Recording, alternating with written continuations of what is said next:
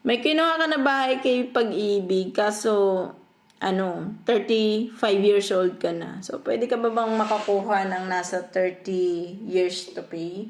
So, I'm not sure kung pwede pa na makakuha ng 30 years to pay. Kasi ang alam ko is, I think nasa 60 or 65 talaga yung dapat ay nakakuha ka na ng bahay kay Pag-ibig. Kasi guys, hanggang 65 years old lang ang maximum na age na dapat ay makabayad ka na kay Pag-ibig.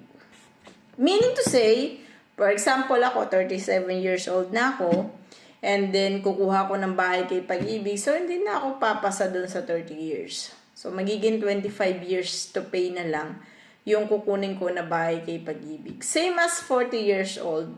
So, kapag 40 years old ka, I don't know kung pwede ka sa 25 years to pay or 20 years to pay na lang. So, isearch nyo na lang kung 60 ba ang maximum na age ng pagbabayad kay Pag-ibig or 65. Tapos, ilas nyo yung inyong age ngayon. Siyempre, ilas nyo rin yung pagbabayad nyo ng equity. Yung equity, ito yung down payment bago mag-start kay Pag-ibig. Minsan 2 years yon, minsan 2.5 years, depende sa tagal ng inyong down payment. Kasi may computation yun. So, huwag niyong kakalimutan yun. At kung gusto niyo yung mga ganitong topic, mag-subscribe lang kayo, guys. At marami tayong pag-uusapan dito tungkol sa mga ganitong topic, mga tips na pwedeng makatulong sa inyo.